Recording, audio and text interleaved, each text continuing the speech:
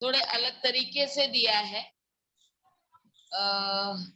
बुद्ध वंदना लिख दिया और उसके आगे जो लिखा वो शायद लोगों को लग रहा होगा कि ये कैसे लिख दिया।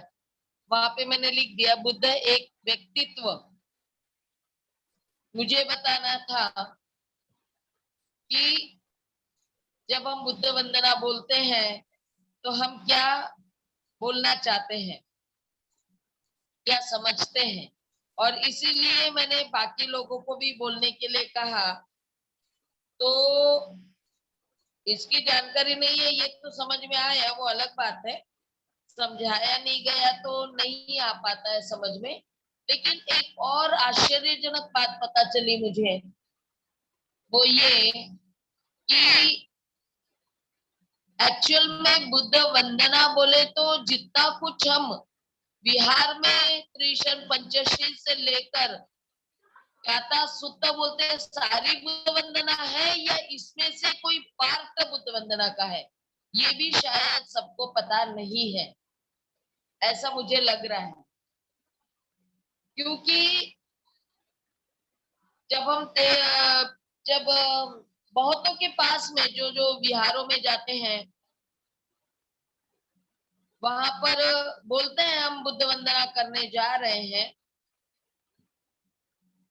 लेकिन ये बुद्ध वंदना ये सिर्फ एक पार्ट जिसमें मुझे लगता है उसको कहेंगे हम 4 4 8 4 12 या 14 लाइन का सिर्फ बुद्ध वंदना है। और इसमें त्रिशरण पंचशील नहीं आता है। त्रिशरण पंचशील अलग होता है। हम उस दिन से जो चर्चा कर रहे हैं तो आपको पता चल रहा होगा कि हम स्टेप बाय स्टेप किए हुए थे। जैसे कि हमें पहले वंदन करना है, वंदन और वंदना का फर्क हमको समझना पड़ेगा। वंदन कर रहे हैं तो हम हाथ जोड़कर नमन करने की जो प्रक्रिया है, जिसमें हम अपने शरीर के अंगों को किसी के आगे और शरीर में जो हमारे 5 इंद्रियां हैं इसको किसी के आगे हम एक प्रकार से झुकाते हैं, यानी ये इसलिए कि अपना अहंकार कम हो जाए इसलिए।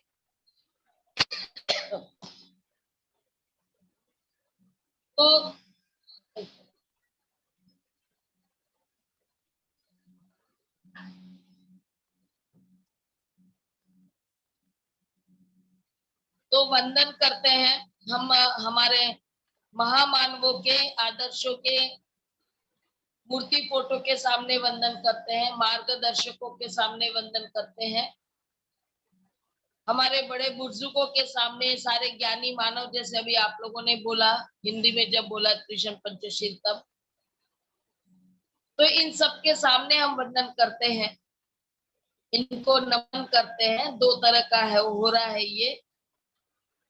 हम नमन उसको बोल रहे हैं जहां पर हम नमो तस्स भगवतो अरहतो बोल रहे हैं वो, लेकिन वंदन कर रहे हैं तो वहां पे हम बोलकर नहीं कर रहे, अपने एक्शन से दिखा रहे हैं, है ना। इसके बाद में हम लोग याचना के बारे में बात की, याचना करने के बाद में हमने नमन के बारे में बात की, फिर उसके बाद 3 शरण के बारे में बात की, उसके बाद में हमने पंचशील के बारे में बात की।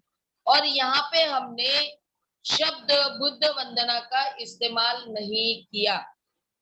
आप अगर जो भी बिहारों में जाते हैं, किताब लेकर जाते हैं या किताब में से पढ़ते हैं, और खास करके संदेश को जाते हैं, शाम को जाते हैं, इनके पास में किताबें होती है बहुत सारे बिहारों में, वहां पे किताबें बांटी जाती है, उसमें से बोला जाता है।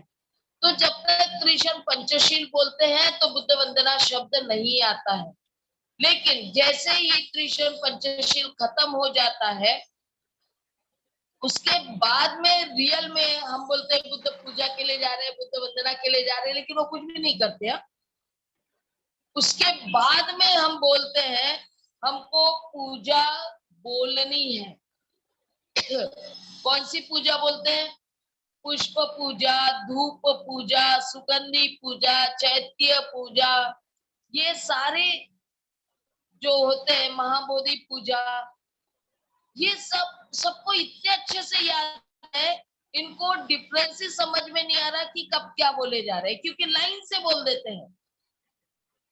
पंचशील हो गया कि सीधा बोलना शुरू हो जाता है, वन्न गन्न गुणों पेतंग एतंग कुसुम संतति पूजयामि मुनिंदस श्रीपाद सरोरुहे, ये पूरा सीधे बोलते थे। उसके बाद में वो गद्द संभार तेन भी बोलते हैं, धूप पूजा बोलते हैं, वो उससे अलग है कुछ, ये भी नहीं समझ में आता है। फिर उसमें उसके बाद में सुगंधि का आया वदनंग अनंत गुण गंधिना बोलते हैं, ये भी समझ में नहीं आता कि ये अलग सुगंधि पूजा किताब में लिखी हुई है। यानी जो जो बोले जा रहे हैं हम लोग रट्टा मार लिया ना, सब एक साथ लाइन से बोलना शुरू कर देते हैं। कोई कोई जगह में मैंने देखा है वो बोलते हैं बीच में कि हाँ अभी हम ये बोल रहे हैं, ठीक है। कोई बोलेगा कि हाँ अभी हम बुद्ध वंदना बोलते हैं, तो फिर वो शुरू होते हैं। खास करके जब भिक्खु भिक्खुनी होते हैं तो वो बोलते हैं बुद्ध वंदना, इस तरह बोलेंगे तो फिर सब शुरू हो जाएंगे। इति पीसो भगवा अरंग सम्मा संबुद्धो विद्या चरण संपन्नो सुगतो लोगो विदु अनुत्तरो, ये बोलना शुरू कर देंगे। यानी ये कितना अलग अलग है, इसके बारे में भी जानकारी सबको नहीं है, और इसीलिए कंटिन्यूअस जो बोला जाता है वो सिर्फ रटाफिकेशन है। ये इसकी वजह से पता चलता है कि हम बिना सोचे समझे बिहार में जाकर बोल रहे हैं। बस थोड़ा सा त्रिशूल पंचशील के बारे में थोड़ा बहुत ज्यादा जानकारी हो चुकी है,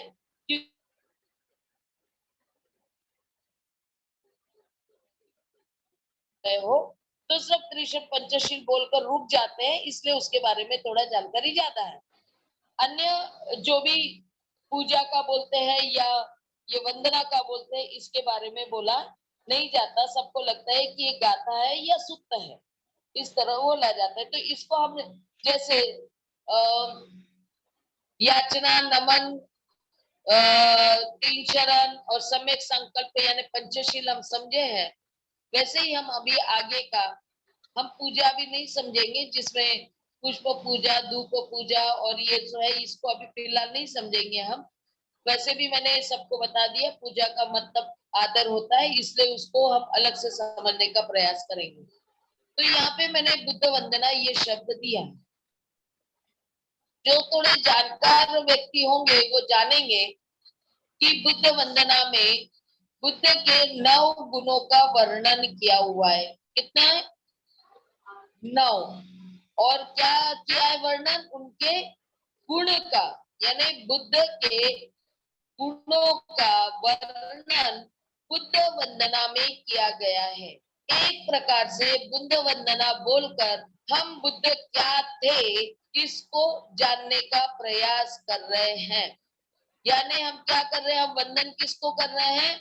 बुद्ध के गुणों को हम वंदन कर रहे हैं। अब ये अलग बात है, हम बिना सोचे समझे बोल रहे हैं, सच में उनको गुणों को वंदन कर रहे हैं या नहीं ये हमको समझ में नहीं आता है। तो गुणों को जब वंदन करने की बात आ रही है, गुण की बात आ रही है, तो मैं कभी भी इन गुणों को, जिसके गुणों के बारे में बात करते हैं, उनकी पर्सनैलिटी, उनके व्यक्तित्व के बारे में सोचती हूँ। तो अब यहाँ पर जब हम बुद्ध के व्यक्तित्व के बारे में सोच रहे हैं, वो एक ऐसे महामानव थे जिनको हर कोई जानता है कि वो सर्व क्या कहते हैं, सर्व ज्ञान, संपूर्ण ज्ञान, एनलाइटन को क्या कहते हैं, सॉरी, सम्यक संबुद्ध जो शब्द हम इस्तेमाल करते हैं, द एनलाइटेंड वन, यानी सबसे ज्यादा ज्ञानी, संपूर्ण ज्ञान जिनको मिल चुका है, ऐसे बुद्ध है। तो उनका पर्सनैलिटी कैसी है, उनका व्यक्तित्व कैसा है? हम जब 3 शरण की बात करते हैं और बुद्ध की शरण जाने की बात करते हैं, तो हमेशा मैंने कहा था वहां पे, जब मैंने बुद्ध शरणं गच्छामि समझाया था, तो वहां पे हमने गुणों की बात नहीं की थी। हमने क्या बात की थी कि सिद्धार्थ और बुद्ध होने के बीच में जो समय है, जो हम कहेंगे इंटरवल, इंटरवल भी शब्द नहीं कहेंगे, जो पीरियड है, सिद्धार्थ जब पबज्जा ले लेते हैं और पबज्जा लेने के बाद में वो बुद्ध होने तक के जो पीरियड होता है, जो समय है, वो समय में वो क्या करते हैं, और वो हमने चर्चा की थी कि वो ज्ञान प्राप्त करते हैं अलग अलग गुरुओं से, और अपने प्रश्नों के सवाल ढूंढने का प्रयास करते हैं, और जब उनको नहीं मिलता है उसका सवाल, सॉरी क्या कहेंगे, प्रश्नों के उत्तर, प्रश्न और सवाल एक ही हो गया, सॉरी मेरे शब्द में गड़बड़ हो रहा है थोड़ा। तो प्रश्नों के उत्तर जब वो खोजने का प्रयास करते हैं, उनको नहीं मिलता है, तो फिर वो खुद अपने आप वो प्रश्न का उत्तर खोजते हैं, और वो खोजने के बाद में वो बुद्ध कहलाते हैं, सर्वोत्तम ज्ञानी व्यक्ति कहलाते हैं, महामानव कहलाते हैं।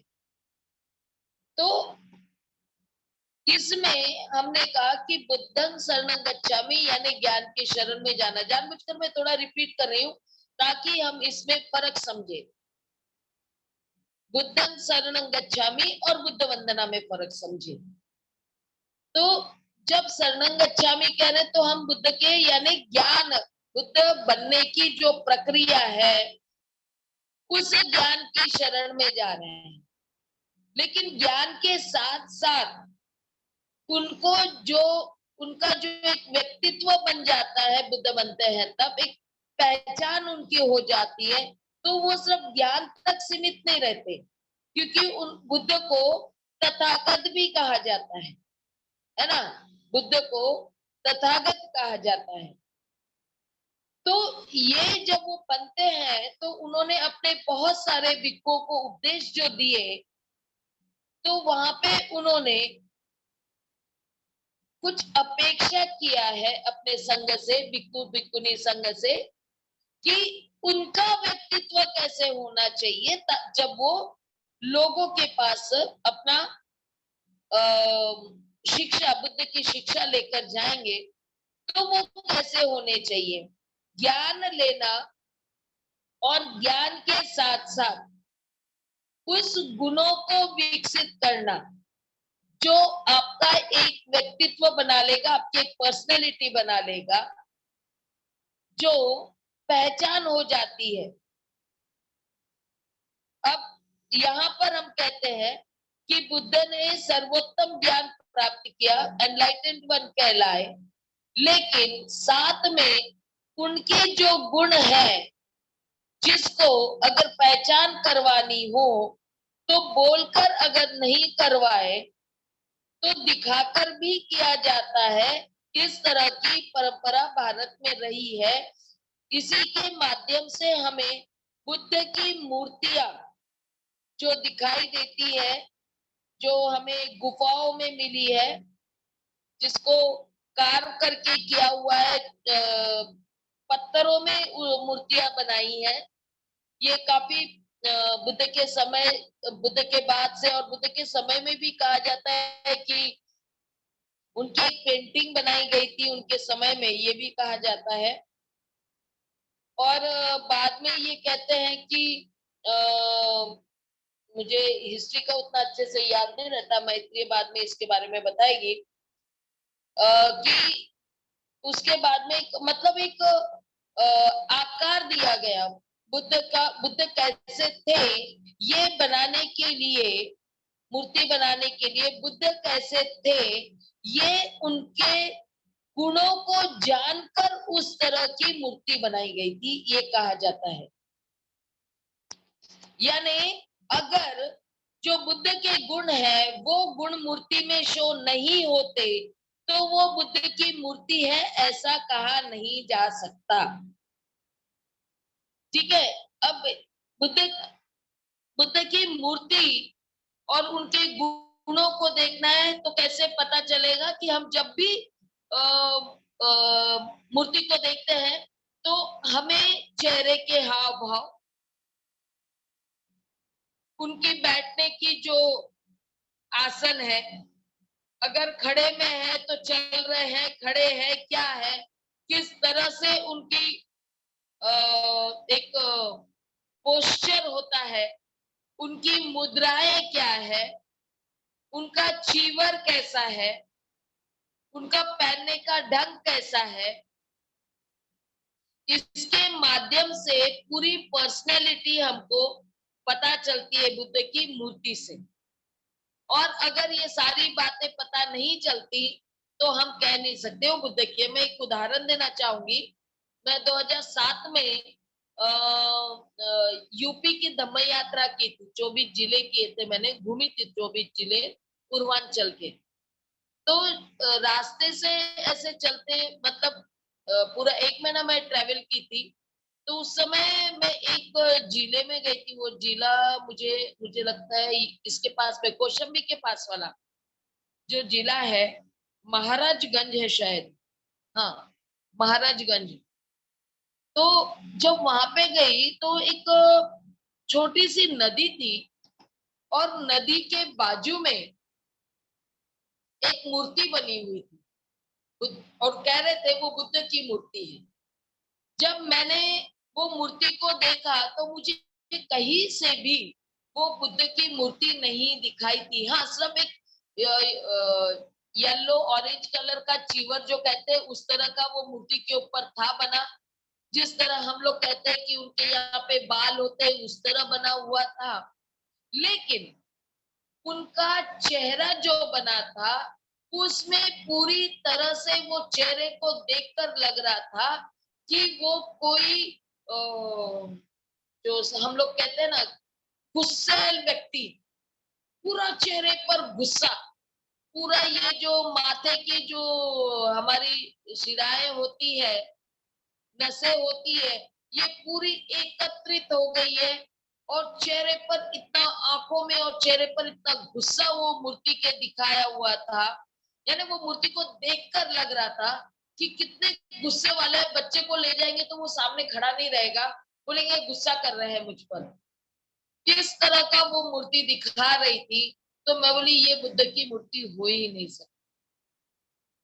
यानी अगर हम बुद्ध की बात करते हैं, उनके गुणों की बात करते हैं, तो हम हमेशा देखते हैं कि नाम ही, हम जब बुद्ध का नाम लेते हैं ना कोई कार्यक्रम शुरू करने के पहले, तो हम कहते हैं महाकारुणिक तथागत गौतम बुद्ध।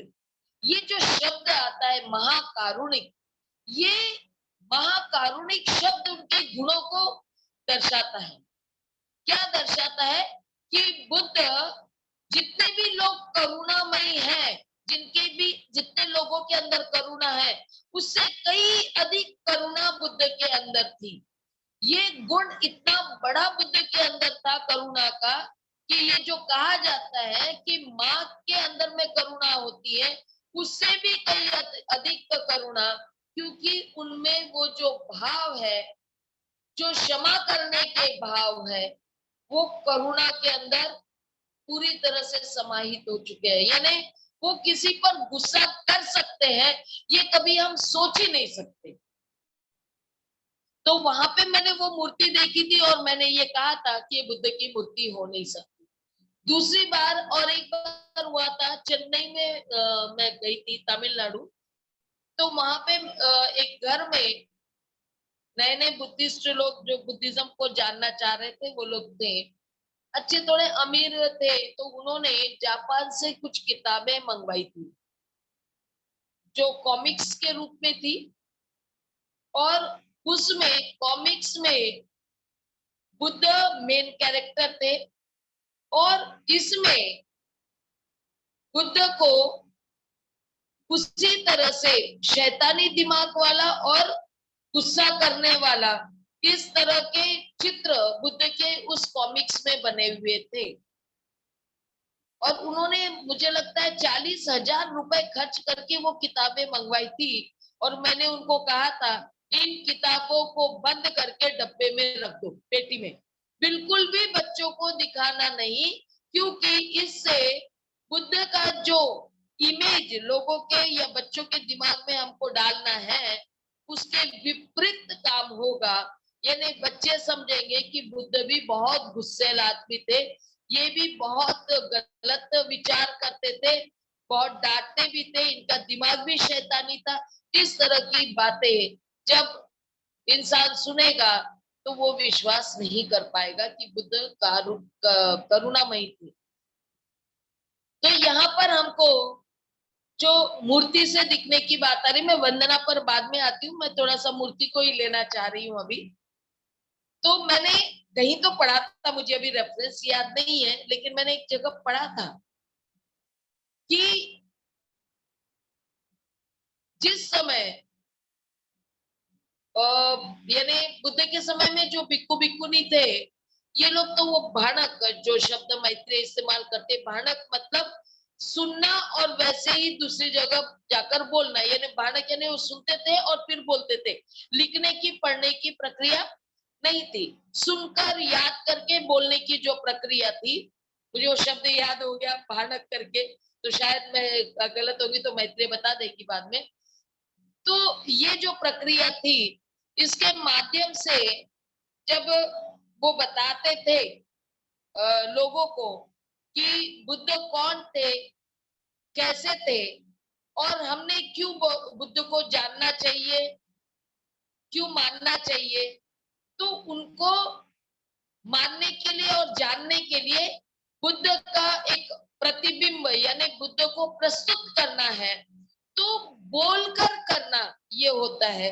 और सभी लोग बोलने से वो सही चित्रण प्रस्तुत नहीं कर पाते थे।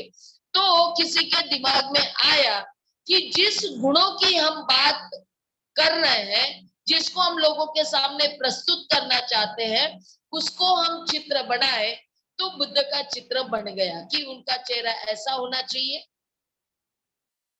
वो उस चित्र में उनके सारे गुण दिखने चाहिए, उनका बैठने का उठने का पोस्चर दिखना चाहिए, उनके हाथों की मुद्राएं दिखनी चाहिए, उनका चीवर पहनने का ढंग दिखना चाहिए, एक व्यक्ति पूरा कैसे होना चाहिए वो उनके सामने रख के फिर बोलते थे आपको इनकी तरह बनना है, ये बुद्ध है, आपको कैसे बनना है, इनकी तरह बनना है, आपको एक संपूर्ण इंसान बनना है, अच्छा इंसान बनना है, तो इनकी तरह बनना है। तो इनकी तरह बनना है तो चेहरे पर जो दिख रहा है हाव भाव, तो खास करके एक उस समय की जब हम बात करते हैं पूर्ण मानव की, तो हमको पता चलता है, प्रश्न भी उठकर आया था बीच में कि बुद्ध के सिर पे बाल क्यों है, जबकि सारे भिक्खु भिक्खुनियों के सिर पे बाल नहीं होते, ये प्रश्न भी आया था, है ना। तो इसका सही उत्तर तो शायद ही कहीं मिले, क्योंकि इसके बारे में सही जानकारी हमको नहीं मिलती, ये सिर्फ एक कल्पना ही हम कर सकते हैं। कहीं कहीं लिखा हुआ है कि सिद्धार्थ के जन्म से ही यहाँ पर कुछ पूछा था, इसलिए वो पूरे बाल निकाल नहीं सकते थे, तो छोटे छोटे बाल थे, घुघराले थे, इसलिए वो ज्यादा दिखते थे, और वो ऊंचा दिखता था तो वो बाल दिखता था। कोई कहता है कि वो सम्यक समृद्ध हो गए और उन्होंने इतना ज्यादा ब्रेन का इस्तेमाल किया कि ये अंदर से पूरा ये भाग जो है ब्रेन का वो उठ गया और वो बड़ा हो गया। इस तरह की दो तरह की बातें हमको साहित्य में मिलती है। मैत्री और बताएगी, और कुछ उसके पढ़ने में आया होगा तो वो बताएगी।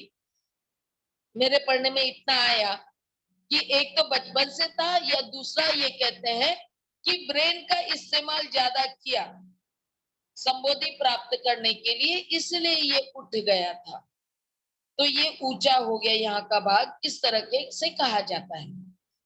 और जब भाग कोई ऐसा उठ जाता है, फोड़े की तरह हो जाता है, तो उसको पूरा बालों को चिकना नहीं किया जा सकता, इसलिए वो उनके बाल दिखाई देते थे।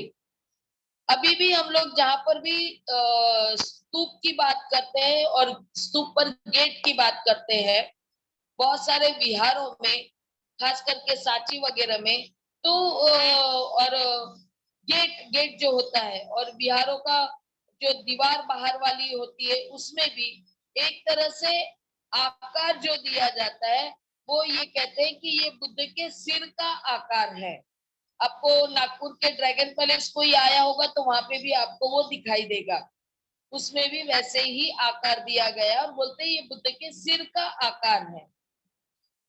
तो ये एक बात तो सोचने लायक है कि क्या होगा, वो मूर्ति में कैसा दिखाया गया। तीसरी बात ये आती है कि पहले अगर किसी मानव को दिखाना है और खास करके बुद्ध को दिखाना है, तो बुद्ध मानव के रूप में प्रसिद्ध हुए, महामानव के रूप में प्रसिद्ध हुए। तो इनमें स्त्री और पुरुष, ये दोनों के गुण उन्होंने अपने अंदर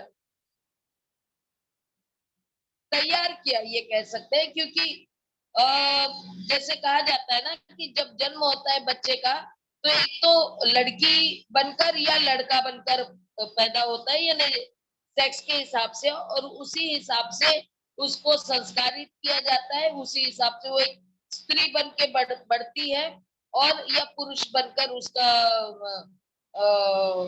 जीवन व्यतीत होता है।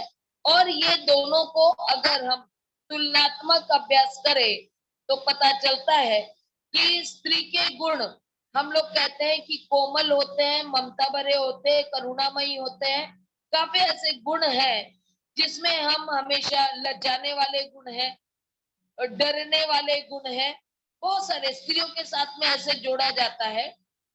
यानी जो जोर से नहीं बोलते, निडरता नहीं दिखाते, अपना निर्णय नहीं लेते, संकोची स्वभाव के होते हैं, ये बहुत सारे हैं। लेकिन इसमें जिन भावों को, जिन गुणों को, स्त्री के जिन गुणों को महत्व दिया जाता है, वो है करुणा और ममता।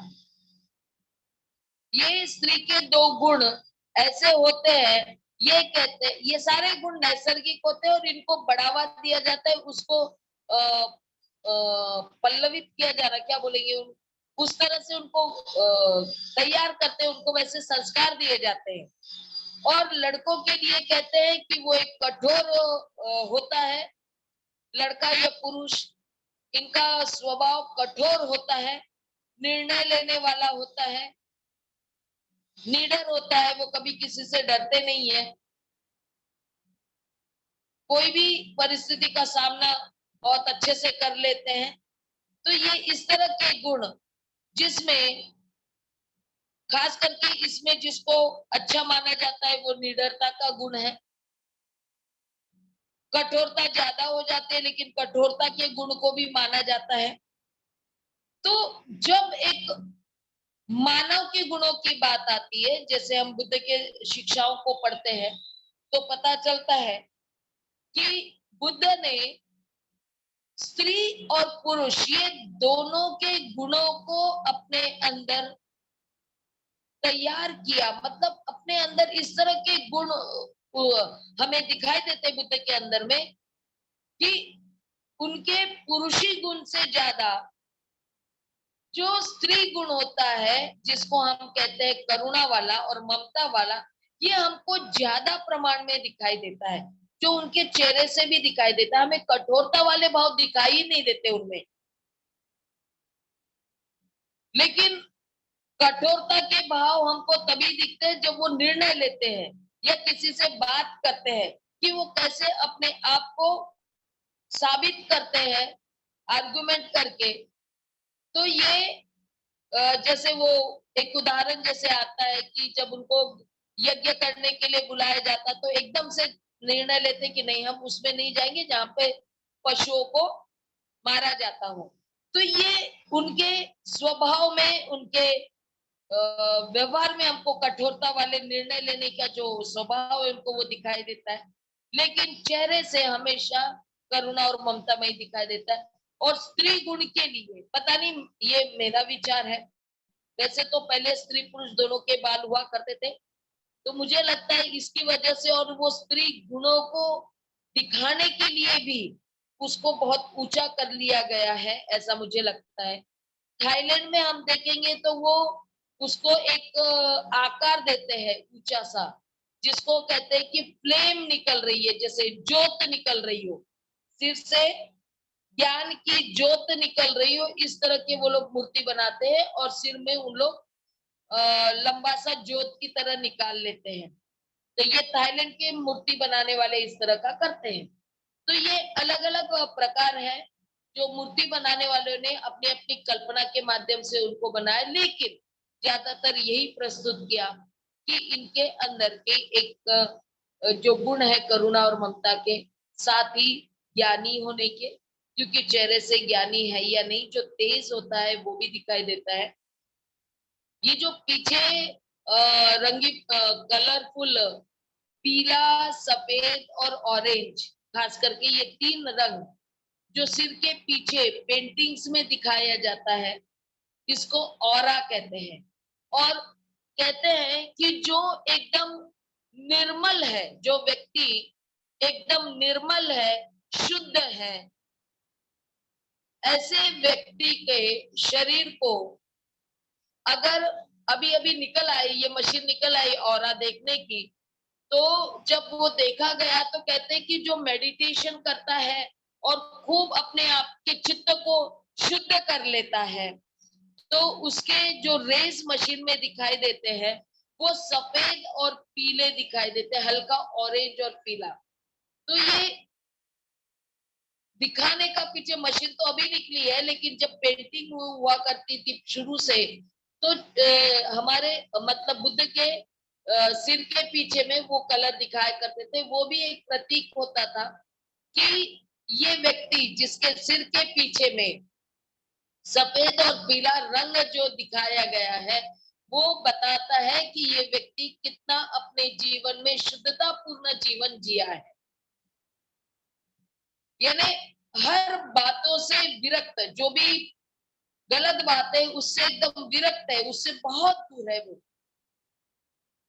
यानी ये भी कहा जाता है कि बीमारी से भी दूर है। लेकिन हम जब एक तौर पर बुद्ध की बात करते हैं, क्योंकि बुद्ध खुद कहे कि मैं इंसान हूँ, इंसान की तरह जन्म लिया हूँ और इंसान की तरह मरूंगा, और मरते समय भी जब महापरिनिब्बाण हुआ तो बीमार होकर ही उनका अंत हुआ है। अपचन की जो प्रक्रिया हुई थी उसकी वजह से उनकी मृत्यु हुई है। तो अगर ये कहेंगे कि शरीर में कोई बीमारी है या दोष हो, तो वो सिर के पीछे वाले रेस जो है वो सफेद नहीं दिखेंगे, लेकिन बुद्ध का दिखता था। इसका मतलब ये है वो चित्त से संबंधित है। जितने भी गुण हैं ये चित्त में पहले आते हैं, जो भी हम कार्य करते हैं बोलते हैं ये सारा पहले चित्त में आते हैं, इसलिए चित्त को प्रदर्शित करते हैं। हमारे चेहरे के भाव, यानी ये चित्त और हमारा चेहरा, ये जो भाग है ये ज्यादा हमारे चित्त को प्रतिबिंबित करता है। चेहरे के भाव चित्त को प्रतिबिंबित करते हैं। तो इस तरह का ये बनाया गया था। तो यहाँ पर हम देखते हैं, जब हम क्लास लेते हैं तो हम बच्चों को, खास करके बुद्ध की मूर्ति को कितने लोग अच्छी तरह से देखते हैं ये पता चलता है जब बच्चों को बताते हैं कि बच्चों थोड़ा मूर्ति की तरफ देखकर बताओ कि तुम्हें क्या क्या दिखाई देता है। तो बड़े लोग भी आते हैं और उनसे भी हम जब पूछते हैं तो पता चलता है उन्होंने बुद्ध की मूर्ति को कभी ध्यान से देखा ही नहीं, क्योंकि वो उनके पास में वो कल्पना भी नहीं आई कि हमने बुद्धि मूर्ति को ध्यान से देखना चाहिए या नहीं, क्या जरूरी है या नहीं, क्योंकि वो मूर्ति को रखे हुए उसकी तरफ जो जिस तरह से अंधश्रद्धा में पूजा करते हैं उसी तरह से कर रहे हैं। उनके आगे अगरबत्ती मोमबत्ती लगा रहे हैं, फूल रख रहे हैं और सारे कर्मकांड कर रहे हैं, लेकिन मूर्ति को ध्यान से कभी भी देखने का मौका उनको नहीं मिला। इवन जब वो ध्यान करने बैठते हैं तो मूर्ति को देखकर नहीं बैठते, वो मूर्ति को देखकर अपने चित्त को शांत करने का प्रयास नहीं करते, बल्कि आंखें बंद करके करते हैं और फिर बोलते हैं कि मेरी आंखों के सामने मुझे बुद्ध दिखते हैं। हेलो हेलो हेलो, कौन है? कौन है?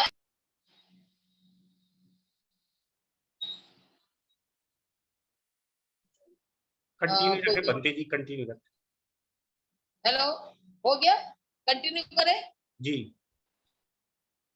हाँ, तो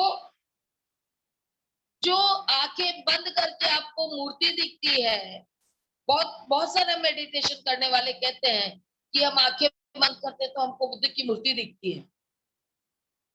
कोई कोई तो यहाँ तक कह देते कि बुद्ध मुझसे मिलने आते हैं, कोई कोई कह देता है कि बुद्ध मेरे से आकर बात करते हैं। इतने सारे भ्रम पैदा करने वाली बातें उनके साथ में घटित होते रहती है उनके चित्त में।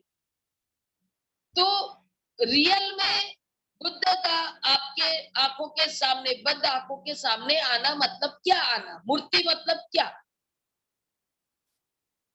तो जब वो आंखें खोलकर मूर्ति के एक एक अंग को देखेंगे, एक एक भाव को देखेंगे, तब हमको पता चलता है कि मूर्ति में कितनी अच्छी बातें हैं, जो अन्य देवी देवताओं या ईश्वरों की मूर्ति में हमको दिखाई नहीं देती। इसलिए कहा जाता है कि बुद्ध की मूर्ति विश्व में सबसे ज्यादा बिकने वाली होती है। इन्हें अन्य धर्मीय लोग भी खरीदते हैं, क्योंकि वो बुद्ध की मूर्ति को ईश्वर या देवता के रूप में नहीं खरीदते, बल्कि इसलिए खरीदते हैं कि उनको वो मूर्ति की तरफ देखकर कुछ अनुभव होता है, कुछ अच्छा अनुभव होता है। जैसे उन्हें शांतता महसूस होती है, जैसे उन्हें ऐसा लगता है कि एक ऐसे व्यक्ति को वो देख रहे हैं जो उनको शांत रहने की प्रेरणा देते हैं, जो उनको उनके अशांत मन को शांति करने के लिए प्रयास कर रहा है ना। जो फ्रस्ट्रेशन होता है, जो डिप्रेशन होता है, वो मूर्ति के भावों को देखकर जो बदलाव व्यक्ति में आता है, ये बहुत इंपॉर्टेंट है। और इसीलिए अन्य लोग, जो अन्य धर्म के लोग हैं, वो लोग मूर्ति को रखते हैं तो वो उनकी पूजा नहीं करते, बल्कि वो अपने यहाँ एक वातावरण निर्मित शांतता वाली करने की इसलिए वो रखते हैं। तो ये हमको समझना पड़ेगा यहाँ पे कि हम लोगों ने अभी तक वो मूर्ति को सिर्फ पूजा के लिए रखा है, उसको समझने का हमने प्रयास नहीं किया। तो यहाँ पर अगर हम देखते हैं तो ये बताया, अभी तक हमने जो गुणों की बात की, ज्यादातर हमने की, करुणा की बात की, ममता की बात की, ज्ञान की बात की, शीतलता की बात की, वो कहते हैं शुद्धता की बात की, है ना, एक प्रेरणा देने वाले व्यक्ति की बात की। तो वो चेहरा हमें बहुत कुछ बता जाता है। ये मुझे लगता है आप सब लोग आज होमवर्क में अपने ग्रुप में लिखेंगे कौन कौन से गुण आपको मूर्ति, अपने घर में जो भी मूर्ति होगी, फोटो होगी, उसको देखकर आप लोग ये सब लिखोगे, मुझे ऐसा लगता है ना। आप लोगों ने करना चाहिए। तो ये बातों को मोटे मोटे शब्दों में, बड़े बड़े शब्दों में बुद्ध वंदना में लिया गया है। कैसे लिया गया है? तो इसमें बताया गया है,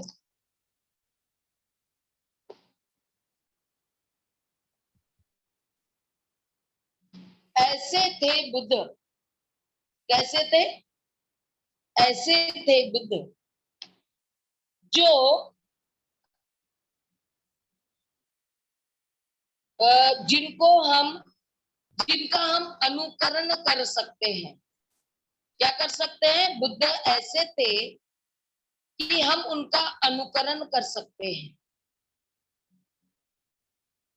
उनमें यहाँ पर एक शब्द आया है, विद्या चरण संपन्नो। ये शब्द जो आया सम्मा समुद्र तो समझ रहे हो, जो पूरी तरह से ज्ञान प्राप्त करके सबके सबको एक जैसी नजर से देखने वाले, है ना, ऐसे व्यक्ति थे। और विद्याचरण ने इसको अपने बहुतों को देखा है जो इसका अर्थ बहुत गलत तरीके से ले रहे हैं, इसको विद्या से जोड़ देते क्योंकि इसका अर्थ भी उसी तरह से आया हुआ है। लेकिन जब मैंने विद्या और आचरण देखा, विद्याचरण, विद्या का अर्थ होता है जो है, एग्जिस्टिंग, विद्या का अर्थ होता है एग्जिस्टिंग, और आचरण का अर्थ होता है वो जीवन में उतारना।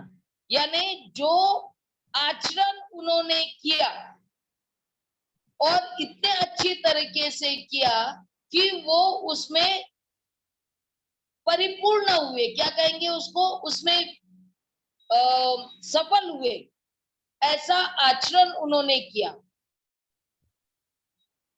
कितने ऐसे व्यक्ति थे कि उनको हम अनुसरण कर सकते हैं क्योंकि उन्होंने संपूर्ण ज्ञान प्राप्त करके सबको एक नजर से देखने की विद्या उनमें थी।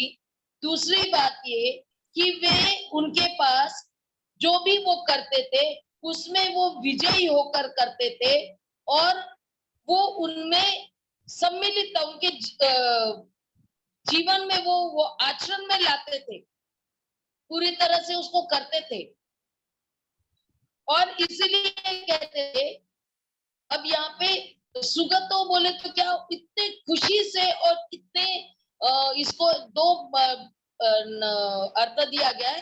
एक हैप्पी वाला यानी खुशी से करना, आचरण करना तो कैसे करना है, आचरण करते समय कभी भी दुख से नहीं करना है, आचरण बहुत खुश होकर करना है।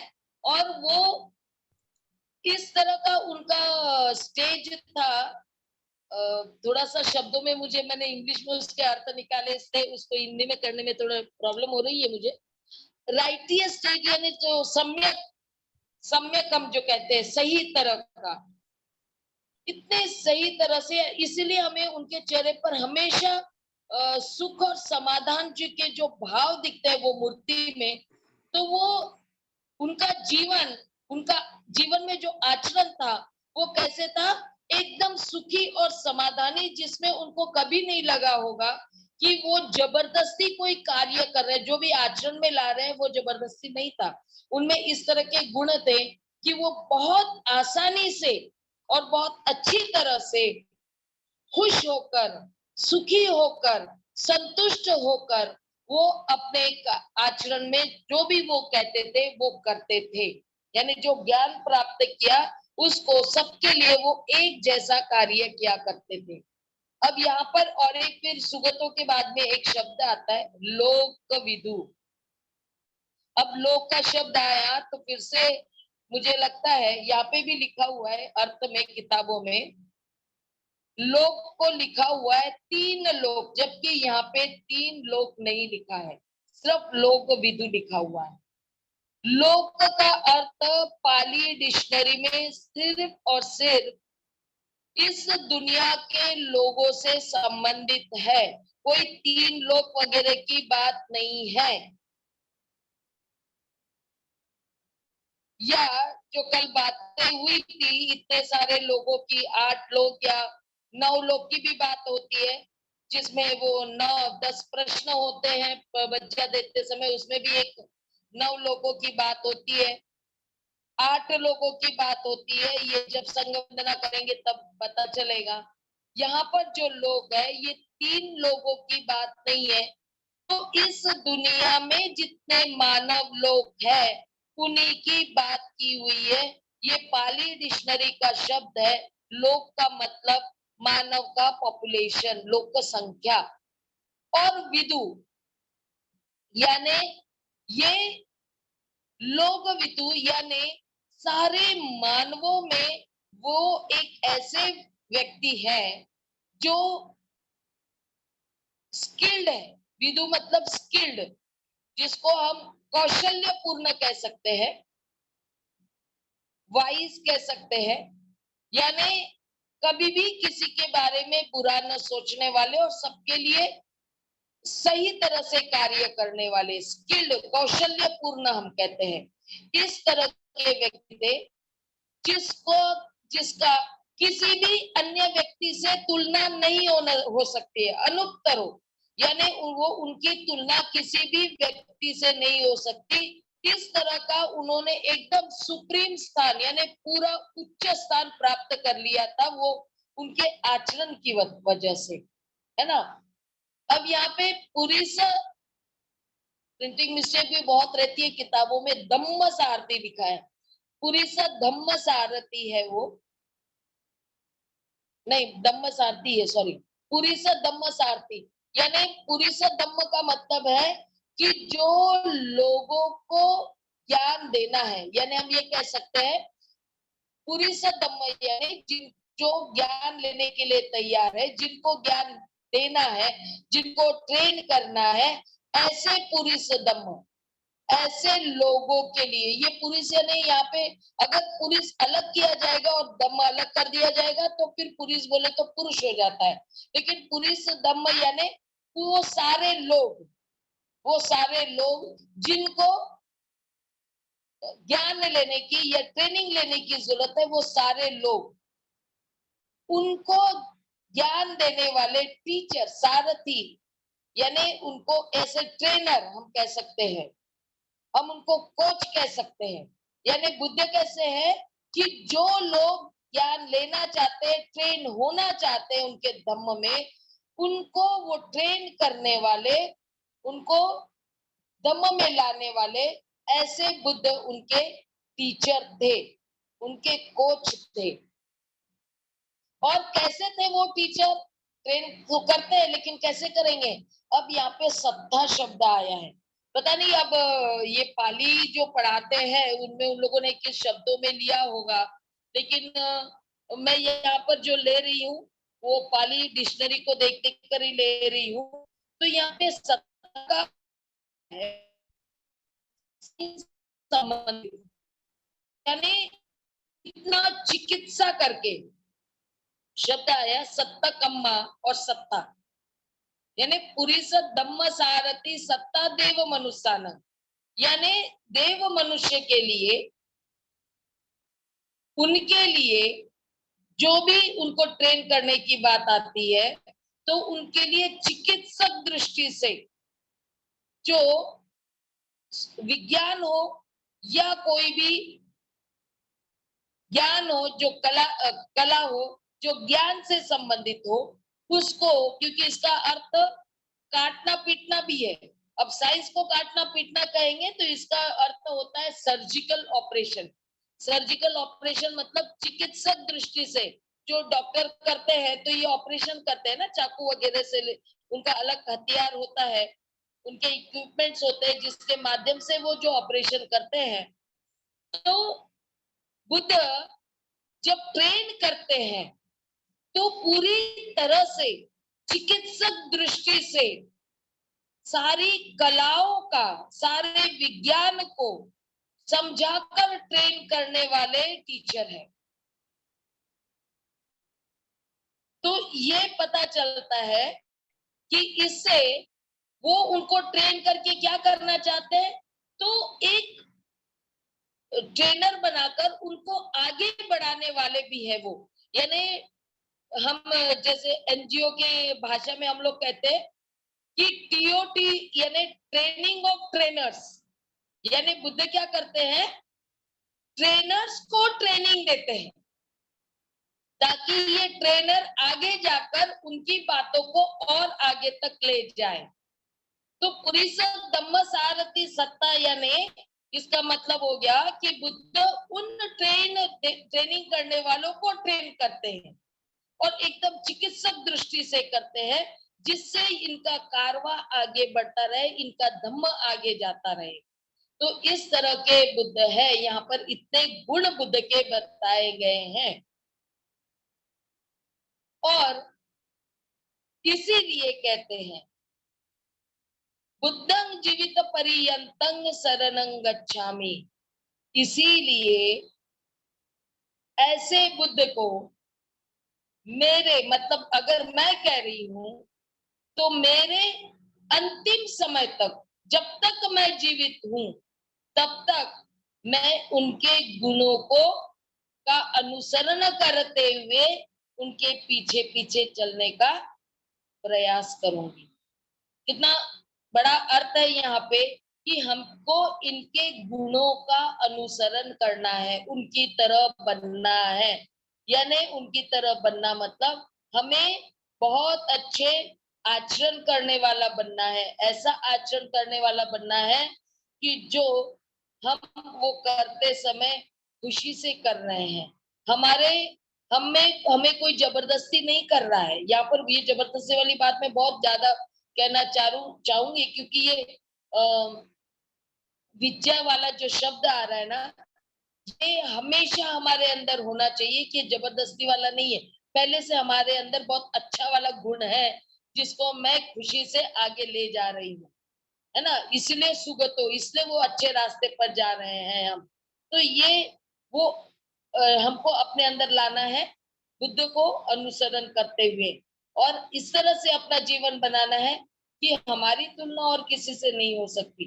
हम ये नहीं कह सकते कि हमको हर एक व्यक्ति जो होता है ना, हर एक व्यक्ति अपने आप में एक स्पेशल होता है और हर किसी ने अपने आप को स्पेशल बनाना है। हमें हमारी किसी से तुलना नहीं होनी चाहिए। हर एक में जो गुण होता है उसको उस तरह से प्रस्तापित करना है, उस तरह से उसको दिखाना है, उस तरह से आचरण में लाना है और उस तरह से हमको आगे चलना है। तो हम जो भी कर रहे हैं उसमें अपने आप में एटलीस्ट अपने खुद के लिए तो भी वो स्टेज हमको पा लेना है बुद्ध की तरह, बुद्ध के तरह, है ना। हम बुद्ध ने जो किया वो नहीं कर सकते, लेकिन हम अपने लिए अपने लेवल पर उस तरह का स्टेज जो उच्चतम होता है वो करने का प्रयास हमें करना चाहिए। इसीलिए हमें ऐसे बुद्ध को जीवित है तब तक, क्योंकि मरने के बाद में नहीं कर सकते, ध्यान रखो यहाँ पर। फिर वो पुनर्जन्म की बात क्या नहीं आती कि मरने के बाद में क्या होगा मालूम नहीं, जो कहते हैं ना, जैसे बहुत सारे सेंटर्स में ये कहा जाता है कि इस साल तक चलो आप अनागामी बन जाओ, श्रोतापन्न बन जाओ, अनागामी बन जाओ, अगले जन्म में फिर अरहत हो जाना। ऐसा नहीं है यहाँ पे। जब तक जीवित है तब तक हमको बुद्ध के जितने भी गुण हैं उनके गुणों का अनुसरण करते हुए जीना है। तो ये यहाँ पर फिर ये बात आती है, ये कहा जाता है एच बुद्धा अतीताच एच बुद्धा अनागता पच्चुपन्ना च ए बुद्धा अहंग वंदामि सभ्यता। ये जो कहा जाता है ये भी फिर और हमारे दिमाग को भ्रम में डालने वाले शब्द ऐसा लगता है, क्योंकि इससे हमको सब बहुत सारे लोग ये कहते हैं कि हमको लगता है कि कितने बुद्ध हुए, फिर वो 28 बुद्ध की बात करते हैं, कोई फिर 500 बोधिसत्व की बात करते हैं, बहुत सी बातें होते रहती है। लेकिन अगर हमने बुद्ध शरणं गच्छामि समझ लिया है तो हमको भ्रम में पड़ने की जरूरत नहीं है, क्योंकि जो भी अपने अपने अनुसार, अभी मैंने कहा ना, हमारे लेवल के अनुसार हम उच्चतम ज्ञान प्राप्त कर सकते हैं। हर एक व्यक्ति उस लेवल तक पहुंच सकता है, चाहे वो बुद्ध कहलाए ना कहलाए, है ना। क्योंकि बुद्ध कहलाना वो एक पदवी जो बुद्ध को मिली है, शायद दूसरों को मिले ना मिले, हम नहीं कह सकते।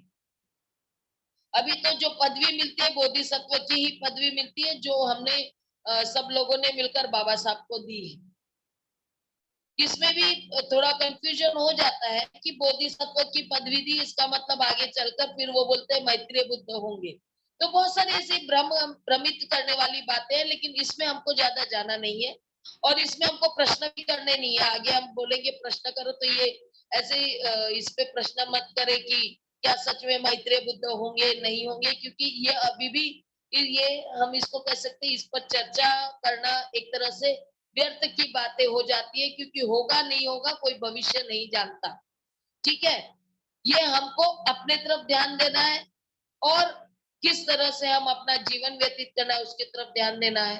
तो हमें ये देखना है कि जो भी पहले बुद्ध हुए, मतलब जो भी ज्ञानी व्यक्ति हुए, ऐसा जरूरी नहीं कि ये बुद्ध अकेले हुए, गौतम बुद्ध इसके पहले भी हुए होंगे, लेकिन उनका नाम हमको पता नहीं, क्योंकि उन्होंने समाज में काम किया नहीं। जितना बुद्ध ने समाज में लोगों के बीच में जाकर 45 सालों तक अपने धम्म का प्रचार प्रसार किया, इसलिए तथागत बुद्ध, गौतम बुद्ध, फिर बुद्ध बोलते हैं तो गौतम बुद्ध बोला जाता है इनको। तो गौतम बुद्ध ये लोगों के बीच में है, इसलिए पूरे विश्व में ये चक्रवर्ती की तरह, वो कहते हैं ना कि चक्रवर्ती राजा नहीं हुए, लेकिन चक्रवर्ती राजा से भी श्रेष्ठ स्थान उनको पूरे विश्व में मिला, क्योंकि उनका जो कार्य 45 वर्ष तक था, घूम घूम कर लोगों को उनके दुखों से मुक्त कैसे किया जा सकता है उसके बारे में उन्होंने जो उपदेश दिए, इसलिए उनको कहा गया है, इसलिए उनको सब जानते हैं। तो ऐसे ही बहुत सारे ज्ञानी लोग हुए होंगे, पहले भी, अभी भी होंगे, आगे भी होने वाले हैं, हमें किसी को पता नहीं है, लेकिन जो भी होंगे, हमें ज्ञानी लोगों को हमेशा नमन करना है और उनको हमेशा वंदन करना है, क्योंकि हमने पहले ही कह दिया था, मैं सभी ज्ञानी मानवों को, है ना, हम बुद्ध को भी महामानव कहते हैं ना। तो जिन्होंने भी ज्ञान प्राप्त किया, चाहे उन्होंने लोगों के लिए कुछ काम किया हो ना किया हो, लेकिन वो अपने अपने व्यक्तिगत तौर पे जो कुछ भी उन्होंने हासिल किया और बुद्ध कहलाए होंगे। ऐसा कोई रेफरेंस नहीं मिल रहा, जैसे कि सिद्धार्थ को बुद्ध की पदवी देते हैं सुजाता और अन्य बच्चे उस समय के, स्वास्थी और सुजाता वगैरह उस समय के कुछ बच्चे जो बुद्धत्व प्राप्ति होती है सिद्धार्थ को, तो उस समय उनको बोलते हैं कि हमारे मगध में ज्ञानी लोगों को बुद्ध कहा, जिनको ज्ञान प्राप्त होता है उन्हें बुद्ध कहते हैं। इस तरह का जो प्रसंग हमें दिखाई देता है, ये ऐसा प्रसंग और किसी के बारे में दिखाई नहीं देता, लेकिन हुआ भी होगा हम कह नहीं सकते। तो सभी जितने भी ज्ञानी है उनको नमन करना है, उनको वंदन करना है। ये तो हमारी एक सभ्यता है, इससे तो हमने मुंह नहीं मोड़ना चाहिए। तो पहले वाले बुद्ध हो, जो भी ज्ञानी रहे हैं, आज के ज्ञानी लोग हैं, हम लोग कर ही रहे एक दूसरे सबको वंदन, और आने वाले लोगों को भी हमने वंदन करते रहना है आगे चलकर, ये बात यहाँ पर कही गई है।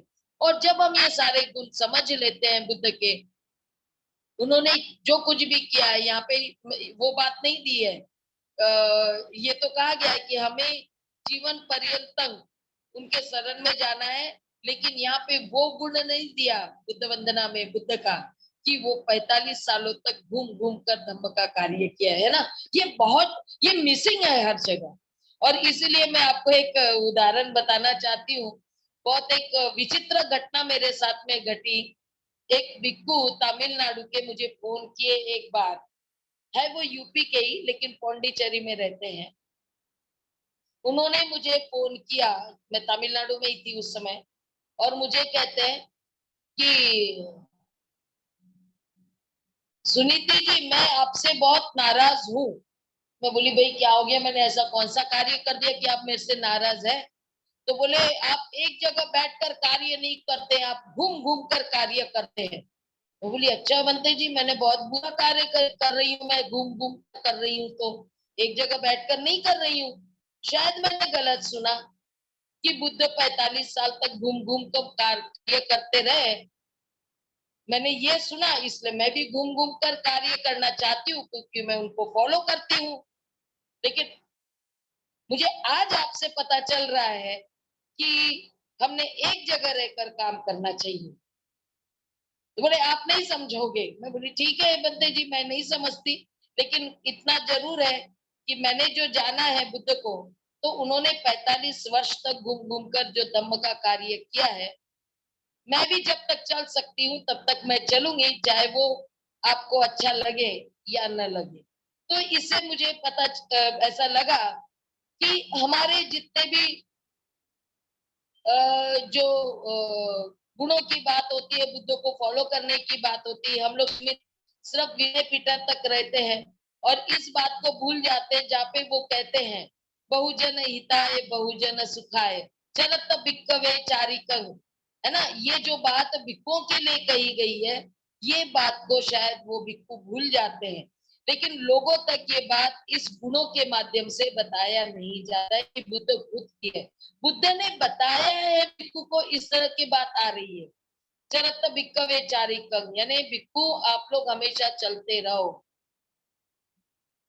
चलते रहो और धम्म का प्रचार प्रसार करते रहो, बहुजन हिताय के लिए और बहुजनों के सुखाय के लिए, है ना।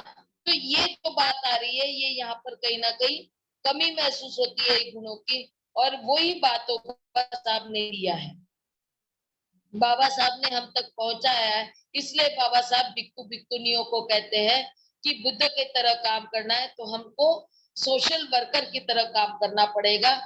यहाँ पर जो लोग कहते हैं कि बंते जी हमें आपकी सेवा करने का मौका मिला है, लेकिन बाबा साहब कहते हैं भिक्खु भिक्खुनियों ने लोगों का सेवा करना है ताकि लोग दुखों से मुक्त हो सके, अपने समस्याओं से बाहर निकल सके। और इसलिए फिर यहाँ पर लोगों को बताना समझना पड़ता है, और ये सब गुणों को समझने के बाद में बोलते हैं, नत्ति में शरणं अय्यं बुद्धो में शरणं वरं एते न सच्च वज्जे न हो ते जय मंगलम।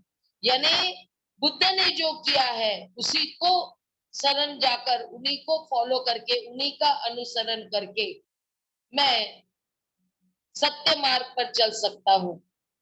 और यदि मैं सत्य मार्ग पर चलता हूँ तो मेरा मंगल ही मंगल होगा। कल हमने जय मंगल महामंगल सूत्र किया था, जिसमें हमको पता चला कि यहाँ पे हमारा मंगल होगा तो कैसे होगा कि बुद्ध के गुणों को, बुद्ध को समझकर हम जो उनको अनुसरण करेंगे उसकी वजह से होगा। अब यहाँ पे एक बात आ रही है, इसको भी बहुत गलत तरीके से बताया गया है, मेरे समझ में नहीं आया। बुद्धो यो खलितो दोषो बुद्धो खमतु तममं। यहाँ पे कहते हैं अगर बुद्ध के प्रति मेरे हाथों से कोई दोष हो जाए तो बुद्ध मुझे माफ करे, इस तरह का अर्थ एक तरह से आया है। और कौन माफ करेगा और बुद्ध के खिलाफ क्या दोष होगा? एक्चुअल में ये उत्तम मंगल वंदे हम पादपं सुवरुत्तम, यानी जो कुछ भी उत्तम मंगल है वो कार्य करते समय, वो कार्य करते समय हम अच्छे से अच्छा कार्य करें, जिसको हम कुशल कर्म कहते हैं, वो करते चाहिए, उत्तम कार्य करते जाएं। तो दोष किसके साथ होगा? क्या बुद्ध के साथ दोष होगा या जिसके साथ हम कार्य कर रहे हैं उनके प्रति दोष होगा? अगर किसी के साथ हम गलत कार्य कर रहे हैं तो उसके साथ हमारा दोष हो सकता है, तो माफी उनको मांगनी है। हम ना, हमको यहाँ बुद्ध माफ करने के लिए आएंगे, ना बुद्ध के खिलाफ हमारा कोई दोष होगा। तो यहाँ पर ये मुझे समझ में नहीं आया, इसलिए मैं समझाने का प्रयास नहीं करूंगी। बस इतना ही यहाँ पे मुझे कुछ ना कुछ गड़बड़ लग रही है, जो ये कह रहे हैं कि बुद्ध, बहुत सारे भिक्खु भिक्खुनी कहते हैं अरे बाप रे बुद्ध दोष होता है, हम ये काम नहीं करेंगे। तो वो कैसे कहते हैं कि खास करके भिक्खुओं को हमने सुना है कहते हुए कि अगर हमने भिक्खुनियों को अपने बराबर में बिठाया या भिक्खुनियों को हमने सुना तो ये बुद्ध दोष होगा, इसलिए हम भिक्खुनियों को अपने बराबरी में या इस तरह का, इसी तरह के भाव लेकर मेरे साथ एक बर्मा के भिक्खु ने बात किया था कि वो बुद्ध दोष होगा। हम भिक्खुनियां खत्म हो चुके हैं, हम भिक्खुनियां हैं ये मान भी नहीं सकते, नहीं तो वो बुद्ध दोष होगा। और फिर अगर बुद्ध दोष होगा तो हमें बुद्ध माफ नहीं करेंगे। अब यहाँ पर बुद्ध माफ करते हैं या विनय पिटक के अनुसार संघ माफ करता है, ये हमको समझने की जरूरत है। ठीक है, तो पूरी तरह से ये संघ की बात आती है यहाँ पर। बुद्ध कोई व्यक्ति यहाँ पर नहीं है, मतलब बुद्ध जिसको हम जान रहे हैं, समझ रहे हैं, वो यहाँ पर माफ करने के लिए नहीं है। तो इस तरह से यहाँ पे और आगे कहा है यंग किंची रत्नंग लोके, यानी जितने भी छोटी मोटी चीजें हैं, है ना, कुछ है जिनमें बुद्ध के जो है, जो अस्तित्व में है, विज्जति, विज्जति यानी है, पिछले तभी मैंने बताया था विज्ज का मतलब होता है जो एग्जिस्टिंग होता है, तो वो है। और उसमें से जो भी एक्सिस्टिंग है उसमें से जो रत्न की तरह है उसको हमें अलग करना पड़ेगा। और इसीलिए वो अलग करने की इसलिए जरूरत है कि उससे हम सबका भला कर सकते हैं। वो अच्छे अच्छे चीजों को लेकर उसको हमें संभालना है, उसको हम आचरण में लाना है और उससे सबका भला करने का कोशिश करना है। सोती भवन्तु तुते तस्मा सोती भवन्तु ते, इसीलिए मुझे सबका भला करने का प्रयास करते रहना है। अब यहाँ पर यो सन्निसिनोवर बोधि मूले, यानी ये क्या कह रहा है कि जो ये जो रूट है, रूट क्या कहेंगे उसको, मूले का मतलब वो ये बताया गया रूट, पेड़ का क्या होता है नीचे में, जड़, हाँ, जड़ जो होते हैं, ये जड़ इतने अच्छे हैं जो एकदम से सेट है, पूरी तरह से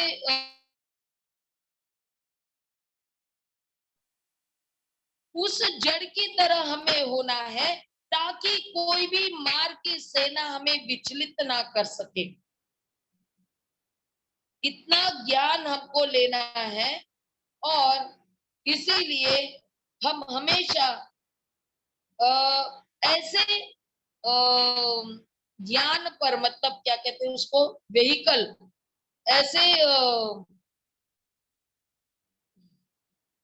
व्हीकल को क्या कहेंगे, गाड़ी, गाड़ी जैसे होते हैं ना चलने वाला, हमको ऐसे चलना है कि हमें कोई भी तूफान हो या कोई भी मार से ना हो, वो हमारे पास में भटके भी नहीं। और हमको ऐसे काम करना है कि जो मानव के जो लोकोत्तमो, यानी जो लोग अंधेरे में हैं उस अंधेरे से बाहर निकल सके, इस तरह का कार्य हम हमेशा करते रहेंगे बुद्ध को अनुसरण करते हुए। और ऐसे बुद्ध को हम प्रणाम करते हैं और उनको उनका अनुसरण करते हैं। इस तरह का ये बुद्ध वंदना मैंने प्रयास किया है पहली बार इसको समझाने का इस तरह से। बहुत सारे इंग्लिश के वर्ड्स होने की वजह से मैं ठीक से समझा नहीं पाई हूँ, लेकिन मुझे लग रहा है कि हमको बुद्ध वंदना जब भी करते हैं तो इस बात को समझना पड़ेगा, इन गुणों को। इसको मैं और आगे अच्छा प्रयास करूंगी अच्छी तरह से बताने का। ये फर्स्ट टाइम होने की वजह से हो सकता है मैं क्लियर न कर पाई हूँ, लेकिन मुझे लगता है कि जो मैं समझाना चाह रही थी वो मैं समझा सकी हूँ। और आगे मैं मैत्रिया से कहूंगी कि वो इसको थोड़ा सा और अच्छे से ले सकते हो तो प्लीज। जय भीम, नमो बुद्धाय। बहुत बहुत साधुवाद माननीय बनते जी। संचालक जी अपना माइक अनम्यूट करें। जी आ रही आवाज? जी जी आ रही है। जी जी जी, बहुत बहुत धन्यवाद भंते जी, आपने आज के विषय में बहुत सारगर्भित